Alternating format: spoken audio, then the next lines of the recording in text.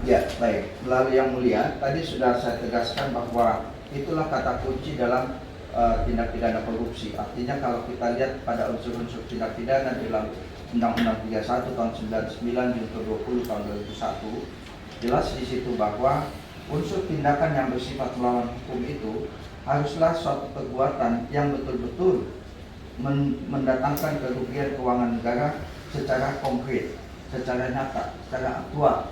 Sehingga dengan demikian bukan sesuatu yang masih menjadi katakanlah angka-angka yang belum pasti. Nah, di sini jelas bahwa lewat putusan MK tersebut juga kita lihat dengan demikian juga ingin memperlihatkan bahwa inilah salah satu jalan untuk juga memperkuat undang-undang tipikor kita, bahwa dengan demikian jaminan terhadap kepastian hukum itu atau res terkait itu kemudian bisa dipenuhi. Sebab jika tidak demikian, kata dapat menimbulkan kerugian keuangan negara itu bisa menjadi ambigu. Demikian. Baik, saya berani. Menurut ahli, siapa yang mempunyai kewenangan untuk menentukan kerugian negara dalam perkara tindak pidana korupsi? Baik, melalui Yang Mulia, apabila kita perhatikan di dalam ketentuan yang berlaku di dalam Undang-Undang BPK, jelas dikatakan di situ bahwa BPK lah yang berwenang untuk melakukan pemeriksaan dan kemudian mendeklar kerugian keuangan negara. Meskipun kita juga menemukan ada putusan MK yang memberikan kewenangan atau kebolehan kepada BPKP ataupun juga kepada auditor yang lain untuk memeriksa kerugian keuangan negara tersebut. Tetapi secara konstitusional kita melihat bahwa BPK lah yang mempunyai kewenangan untuk mendeklar kerugian keuangan negara tersebut.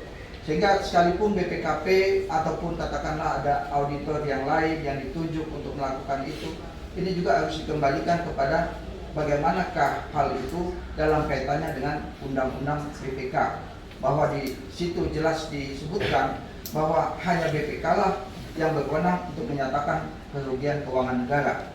Khususnya kalau kita lihat itu di pasal 6 ayat 1 Undang-Undang 15 tahun 2006. Jadi sekalipun kita melihat putusan MK sebagaimana sudah katakan tadi ya, ada kemungkinan di dalam putusan nomor 003 tahun 2006 itu bahwa ada lembaga-lembaga lain yang juga bisa dimintai bantuan untuk melakukan pemeriksaan tersebut, tetapi untuk melakukan declaration atau mendeklar apa yang merupakan kerugian keuangan negara itu tetap harus dikembalikan kepada wewenang dari BPK. Menurut ahli, kenapa BPK diberikan kewenangan sebesar itu? Ya, kalau kita lihat di dalam ketentuan yang ada, baik di dalam Undang-Undang Nomor 15 Tahun 2006, juga di dalam Surat Edaran Mahkamah Agung Nomor 4 Tahun 2016, jelas di situ disebut BPK adalah satu-satunya institusi yang mempunyai hak konstitusional untuk memeriksa pengelolaan dan tanggung jawab. Itu penjelasannya.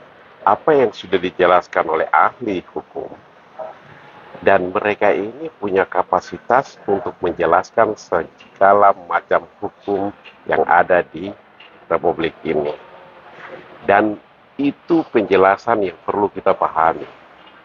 Jangan sampai kita berasumsi di luar yang lihat. Akhirnya kita tidak sadar bahwa kita tunjuk satu jari, maka 4 jari itu menyasar ke diri Anda. Itu penjelasan hukum, guys. Penjelasan hukum. Jelas bahwa yang menghitung kerugian negara itu adalah BPK. Tidak selain daripada lembaga tersebut. Jadi ada 1-2 orang tokoh yang berkuar-kuar di media sampai meyakinkan opini. Sudahlah, stop. Itu satu. Yang kedua, kepada Kejaksaan Tinggi Negeri Papua dan Kejari Mimika, sudah, jangan menzolimi. Kami sudah mendapatkan keterangan tadi. Itu sudah memberikan edukasi publik. Kita paham, selama ini kita tidak tahu bahwa harus yang menghitung keuangan negara itu hanya BPK. Boleh yang lain-lain, tapi dia mendapat delegasi dari siapa? Dari BPK pula. Kalau belum dapat delegasi atau penunjukan dari BPK untuk hitung, maka hal itu adalah tidak sah. Jadi boleh akuntan publik yang lain segala macam hitung-hitung, tapi harus atas komando Badan Pengawas Keuangan BPK. Oke guys, itu yang menjadi edukasi hari ini untuk kita semua, di mana dalam pra-peradilan saksi ahli menjelaskan hal yang sama, bahwa perhitungan Kejati Papua bisa batal demi hukum perhitungan tentang hitungan auditnya. Harus minta izin kepada BPK. Oke, Kejati stop dengan segala manuver-manuvernya. Terima kasih.